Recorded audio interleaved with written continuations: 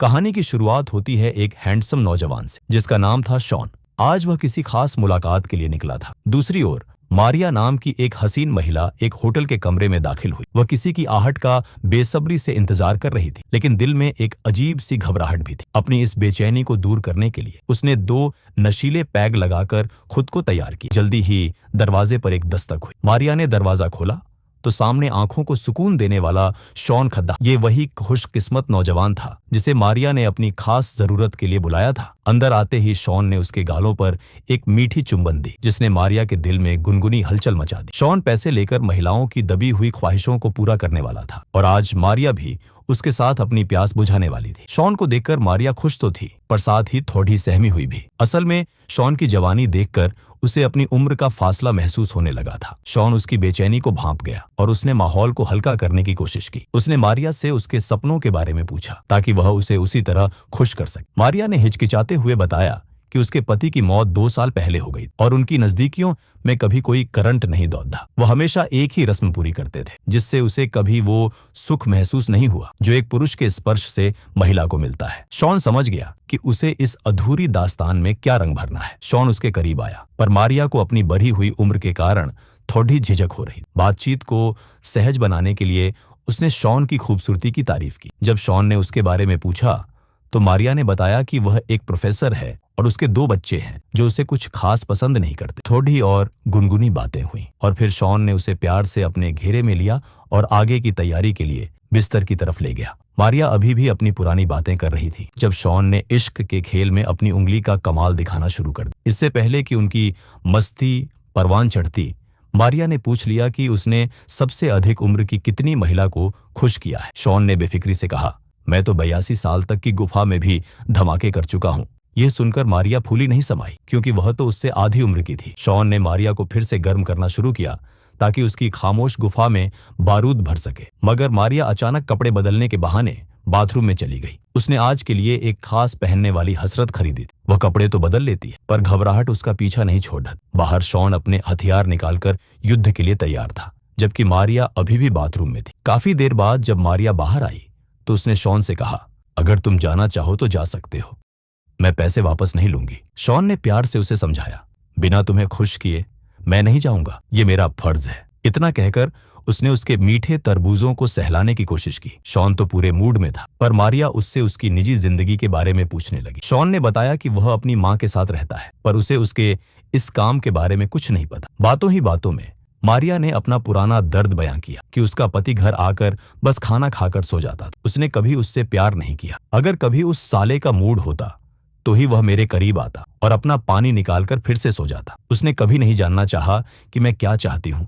मुझे क्या पसंद है। कहते कहते मारिया रोने लगी। तभी शॉन ने उसे गले लगाकर उसके लबों का स्वाद लिया और उसकी गुफा में धमाके करने लग गया। कुछ दिनों बाद मारिया ने फिर से शॉन को बुलाया, क्योंकि उसे उसके साथ बेहद मजा आया था। शॉन ने अलग अलग अंदाज से उसके अंदर धमाके, इससे मारिया को पहली बार अपने अंदर बंदूक की गर्मी और नरमी महसूस हुई। आज मारिया ने एक ख्वाहिशों की लिस्ट भी तैयार कर रखी ताकि वह शॉन के साथ हर अदा से मजे ले। लिस्ट पढ़कर सुनाने के बाद उसने शॉन को बैठाकर उसकी बेल्ट खोलने लगी ताकि उसकी बंदूक का स्वाद छक सके। मारिया ने अभी शुरुआत ही की कि तभी उसका फोन बजने लगा। बेटी का कॉल था। मारिया बात करने में व्यस्त थी, जबकि शॉन आईने में खुद को देख रहा था। उसे देखकर साफ लग रहा था कि उसे यह प्रेम का काम बिल्कुल भी पसंद नहीं, पर पेट की आग बुझाने के लिए यह करना पड़ीडीएच रहा था। मारिया वापस आई तो शॉन को वह थोड़ी परेशान लगी। पिछली बार मारिया ने बताया था कि उसे डांस करना पसंद है, पर उसके पति ने कभी उसके साथ डांस नहीं किया। ये याद कर शॉन ने म्यूजिक चलाया और मारिया के साथ थिरकने लगा। आज मारिया ने पहली बार किसी के साथ मुक्त होकर डांस किया था, इसलिए दोनों ने खूब मस्ती की। मस्ती के बाद मारिया थोड़ी थक गई तो शॉन उसे मसाज देने लगा। मसाज देते देते उसने कहा, तुम्हें मुझे लंबे समय के लिए बुक कर लेना चाहिए, शायद मेरे साथ रहकर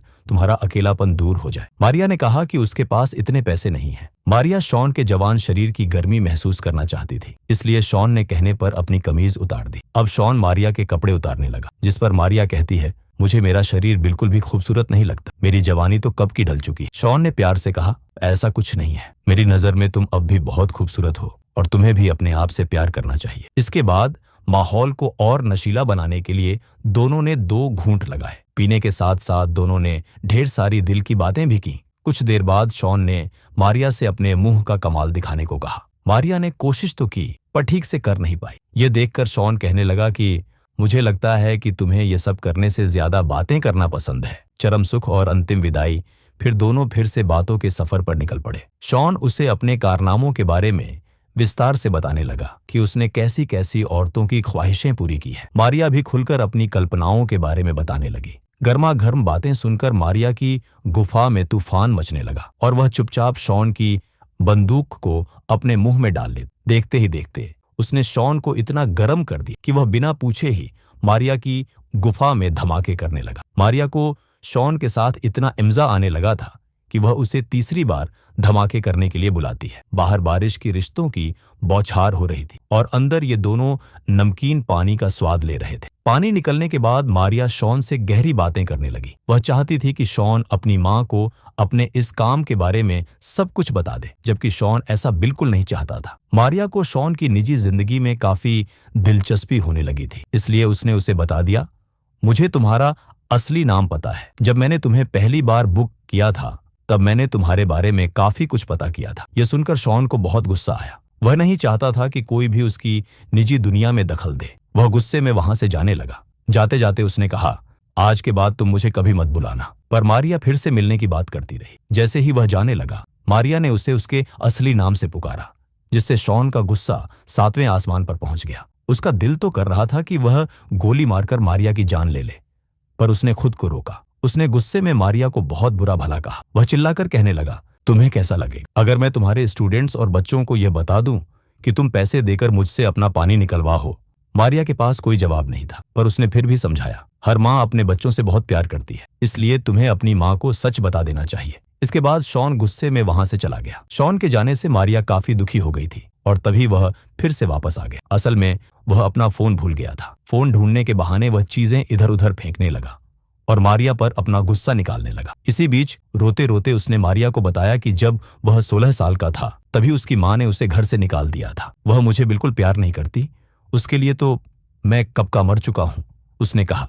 जल्दी ही उसे उसका फोन मिल गया और वह मारिया के पैसे वापस करने की बात कहकर वहां से चला गया। अंत में प्यार की जीत। कुछ दिनों बाद मारिया एक होटल में बैठी थी। शॉन उससे मिलने आता है। मारिया के कई बार बुलाने पर शॉन ने पहले अपने बुरे बर्ताव के लिए माफी मांगी और फिर आने के लिए मारिया का धन्यवाद किया। शॉन बताता है, मैंने अपनी माँ को सब बता दिया है और उसे कोई फर्क नहीं पड़ रहा। ये सुनकर मारिया खुश हो गई। उसने शॉन को बताया, मुझे तुम्हारे साथ बहुत मजा आया था, तुमने वो सब कुछ किया जो मैं कभी सोच भी नहीं सकती। बातचीत के बाद दोनों होटल के कमरे में आकर एक दूसरे से प्यार के आगोश में खो गए। शॉन को भी मारिया का साथ काफी खुशनुमा लगा था। आज उसने मारिया से पैसे नहीं लिए, बल्कि एक सच्चा प्रेमी बनकर उसे संतुष्ट किया था। और इसी के साथ प्यार, प्यास और एक अधूरी जिंदगी की नई सुबह की इस कहानी का यही मधुर अंत हो जाता है। ये कहानी यहीं समाप्त होती। ऐसी ही अन्य दिलचस्प कहानियों के लिए सब्सक्राइब करना न भूलें।